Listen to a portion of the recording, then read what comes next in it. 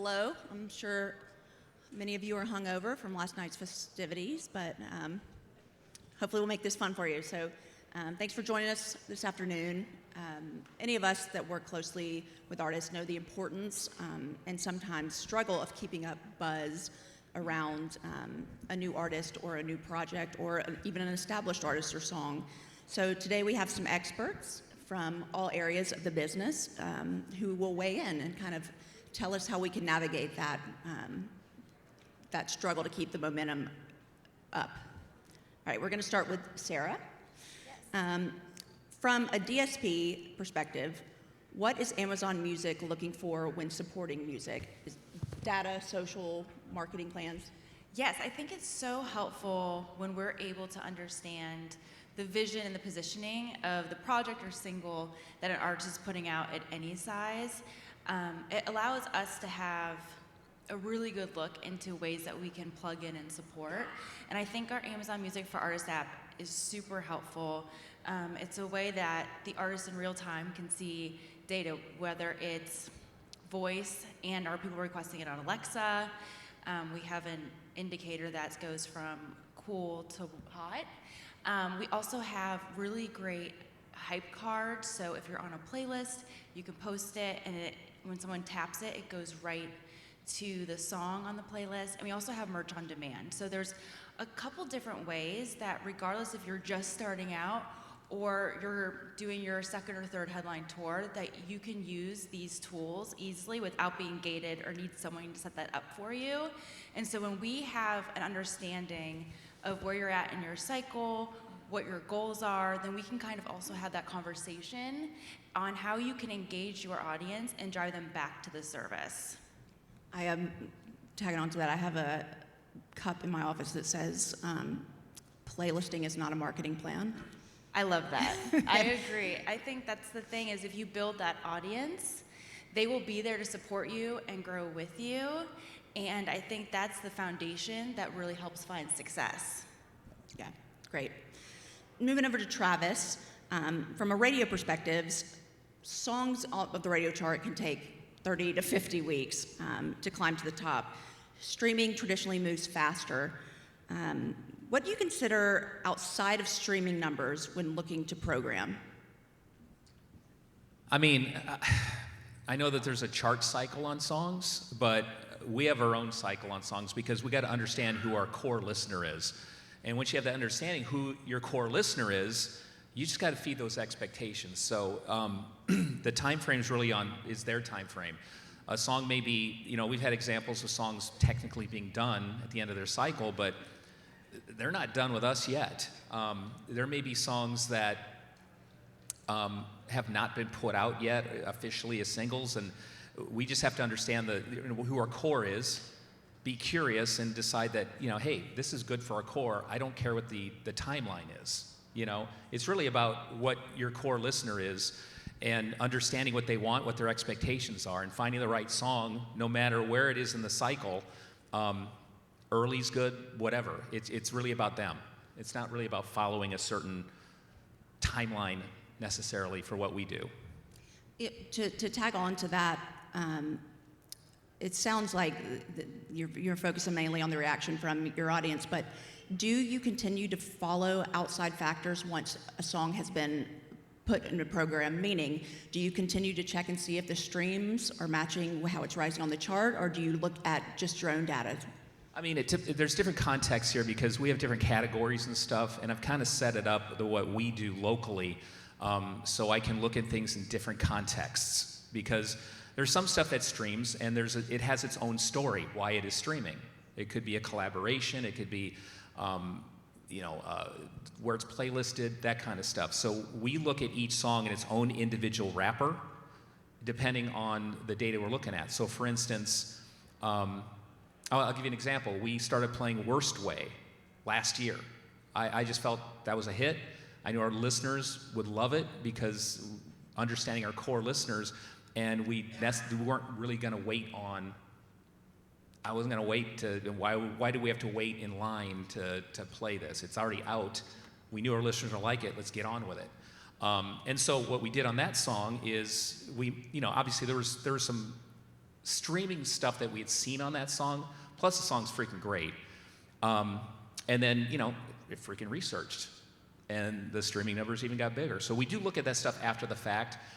We don't really program, our categories aren't fed with streaming information necessarily. It's a tool that I use really for like one particular category we have, but it's valuable data to look at, especially after a song has been on your playlist and you're seeing it grow and you're seeing it move through your categories, and then seeing what it's doing, in the streaming world.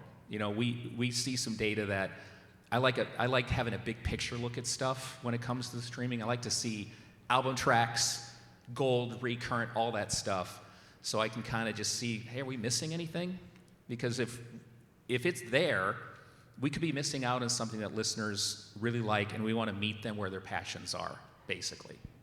Yeah, we work with Riley, and it was so interesting to watch. He had one song going up terrestrial radio chart, and then we had other ones that were going off on his own worst way, and then the Ella song, of course, was blowing up at one time. It was a great problem to have, but we definitely had to come up with a strategy to do that.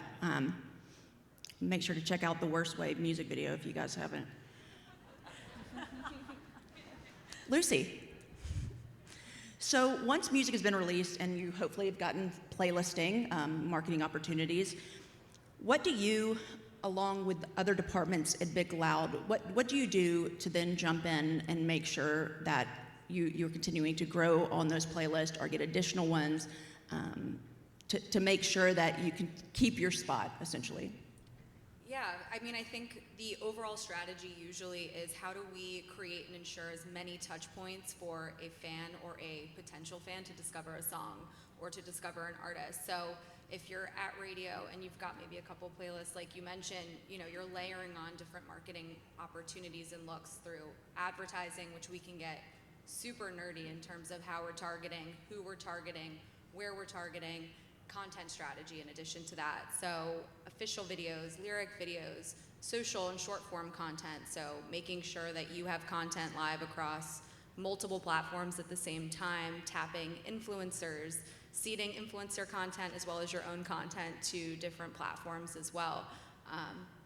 Traditional media is still incredibly important in terms of telling an artist's story and hopefully having new fans discover that artist. So it's a very holistic approach, but not any one thing really breaks an artist or a campaign these days. It kind of has to be a lot of little things happening at the same time. Yeah, 100%. Everybody working together. To follow up with that, what information do you share with partners when you are looking to get platform placement? It's kind of, again, we want to take that awareness and show that there's real fans, that people are connecting with the song or with the artist. So if you've got a song at radio or you've got a campaign where the song is super visible somewhere, you want to see Shazams. Are people listening to the song and then wanting to know what that song is or who that artist is? Are they saving it to their playlist?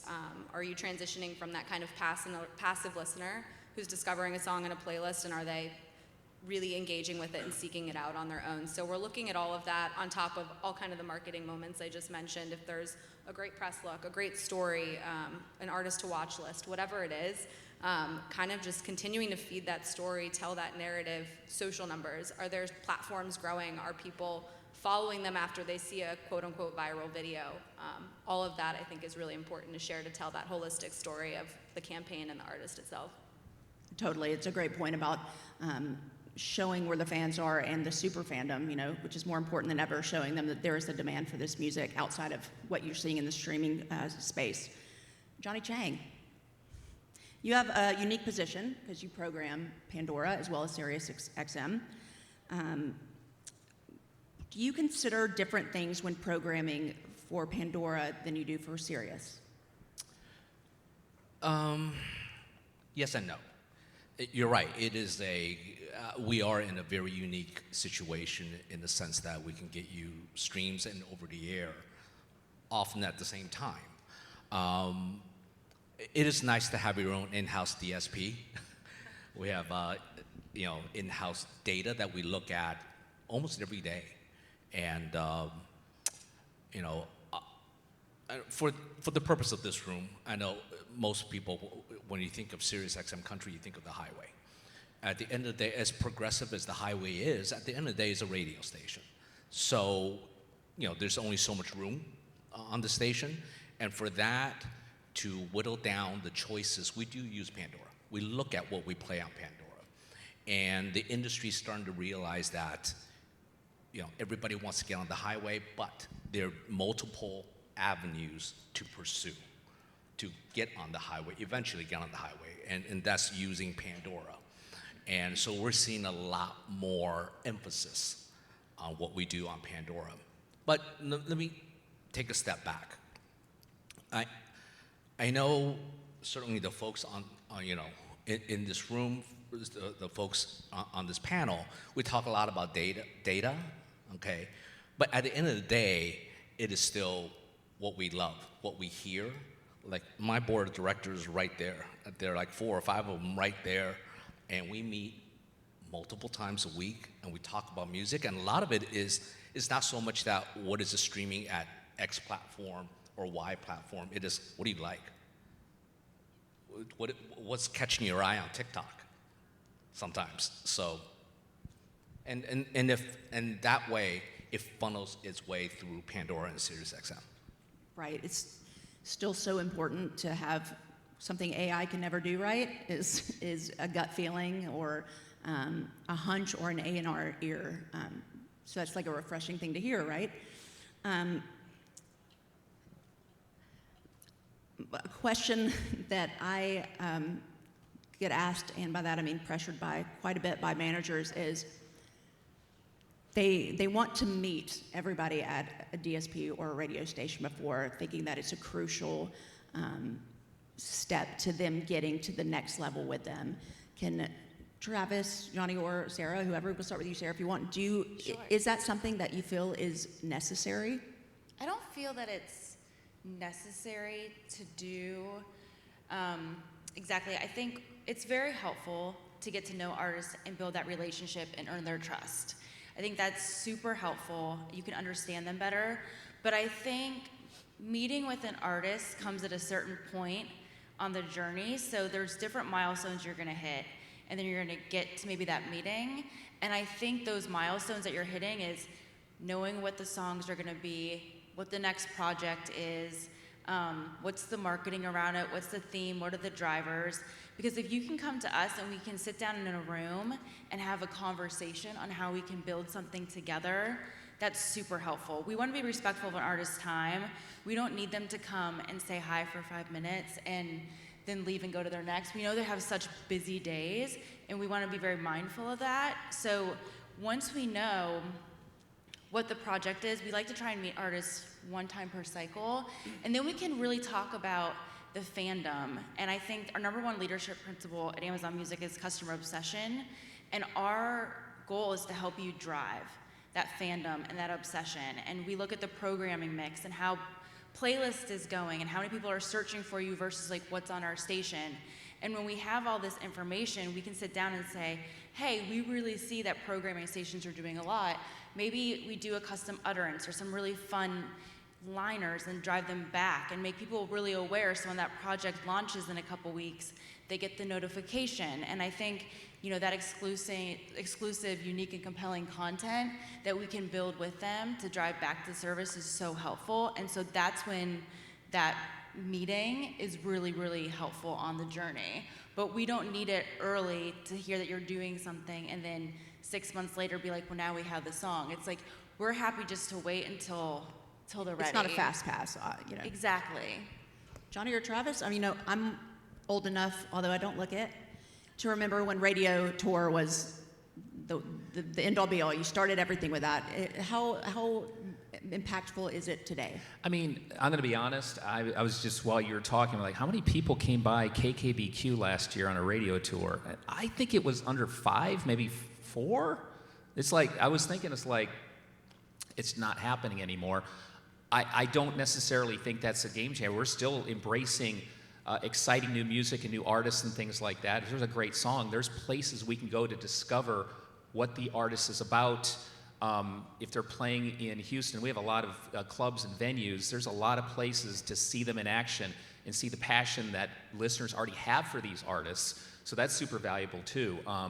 We've had some really good artists the last few weeks come by through Houston, and just watching listeners, country fans show their passion singing to like album tracks and everything it's eye-opening. And so you see that, and then you see if there's a fit on your radio station and how you can, like I said, meet your listeners where their passions are. That's really what our job is in terrestrial radio. We have to do that all under this fun game of PPM. We got a game of PPM system and do that stuff to drive ratings.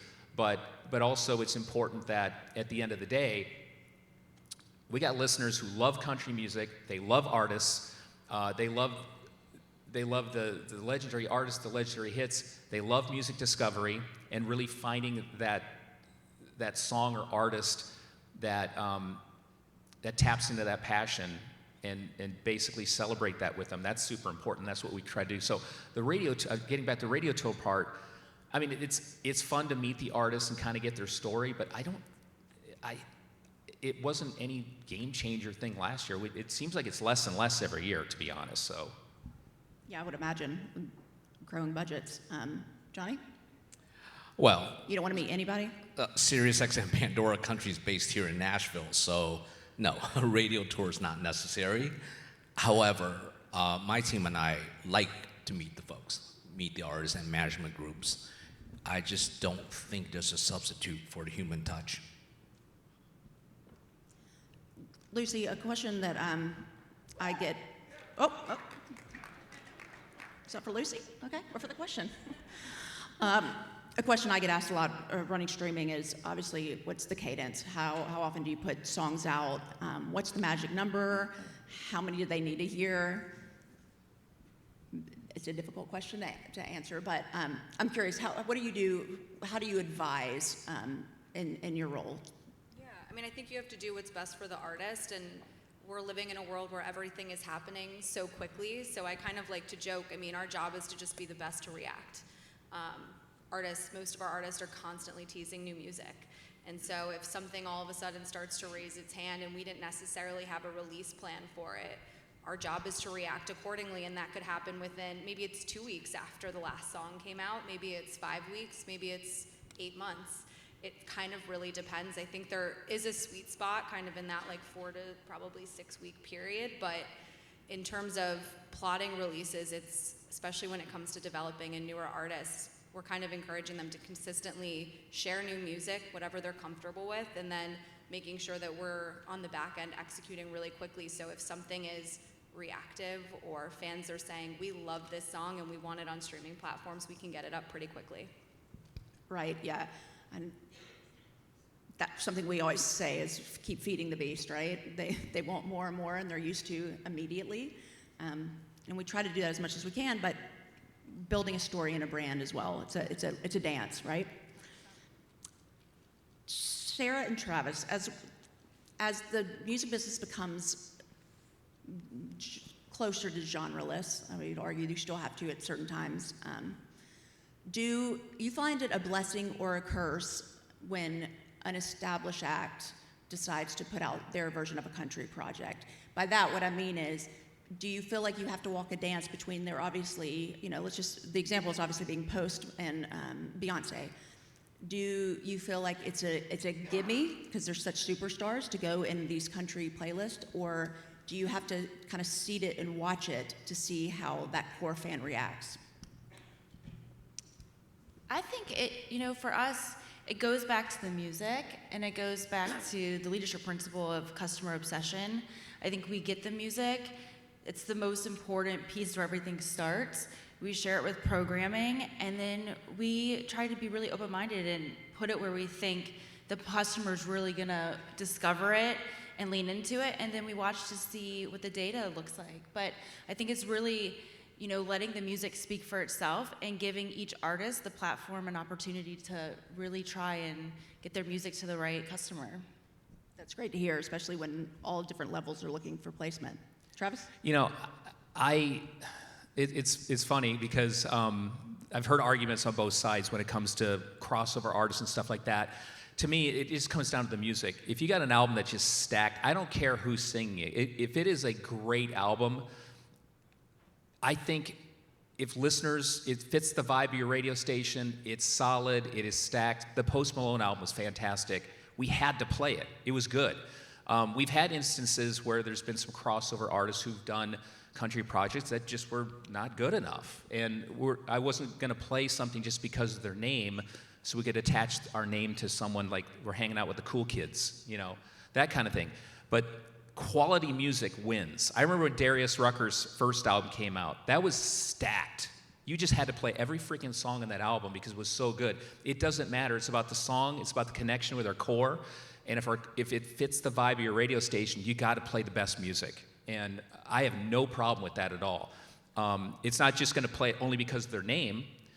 It could have been Jim Smith singing that album, and it was a fantastic album. That album is great no matter. It was so good. It's stacked. So you just have to go with the good music, no matter who is singing it.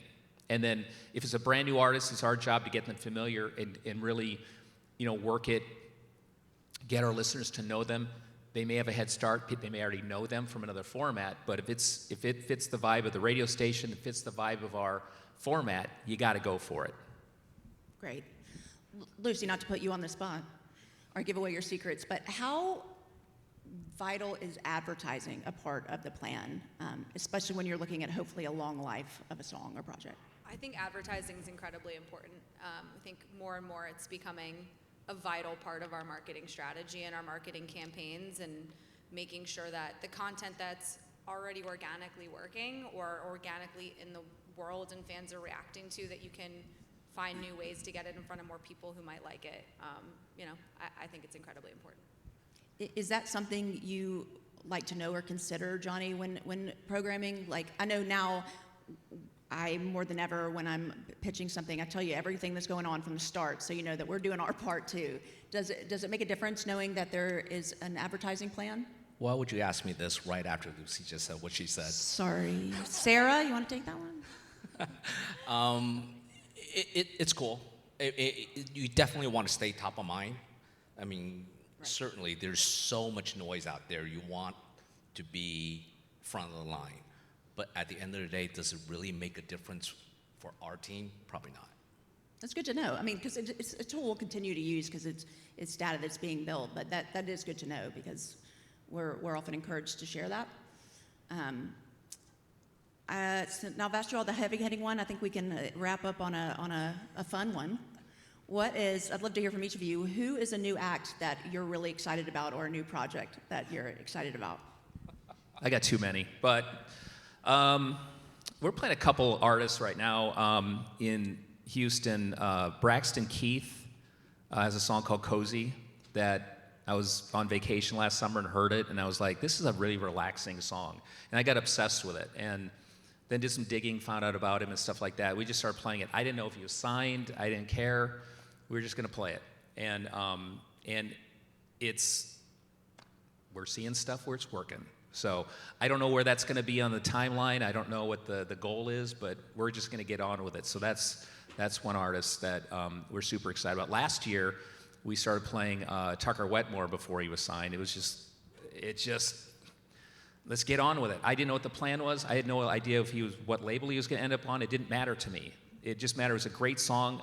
We were convinced that our core listener was going to love it, and then it was up to us to really bring it home. And we really played it, and, look at it. I mean, geez, big hit. And he had a couple songs we were playing, actually. So that's the exciting part, is trying to, find those songs and really, I'm just curious. It's like, I wonder what listeners will think of stuff. That's why I got into radio, kind of. But it's really being curious about new music, being curious about, do we see a pathway to break this artist in Houston? And are we committed to do it? And if we see that commitment, we see that pathway, game on. That's awesome. Yeah, and the fans will show you by the data that they're responding. Johnny? There are a lot, but there is a young artist that a member of my team introduced me to, and at the time he was unsigned, but he has since signed a record deal, Preston Cooper with Big Machine. Red light artist there. Red light, just tagging the company, giving a shout out. Lucy? I am a little biased. This artist is signed to Big You Loud. can be biased. But it's Cassius Culpepper. I'm just obsessed with him. His voice, the way he writes. He's going to have a huge year. It's been really fun to watch him grow. Sarah, take us home. Yes, so for me, in January, we launch Artists to Watch, and it's a programming campaign that they pick, the artists that they see developing. And last night, we had Amazon Presents Country Heat is an event here, so I got to see in real time some really great artists. And we had Nolene Hoffman, Graham Barham, Lainey Gardner, and Vincent Mason. And from just seeing them on stage, I knew these ones are the ones to watch. So we're really super excited. So it's more than one, but I think it's definitely a couple names I was really happy I got to be a part of last night. For sure. It was a great show last night. An excited crowd. Well, thank you guys for listening. Appreciate your time. Hopefully you learned something today and go get drunk.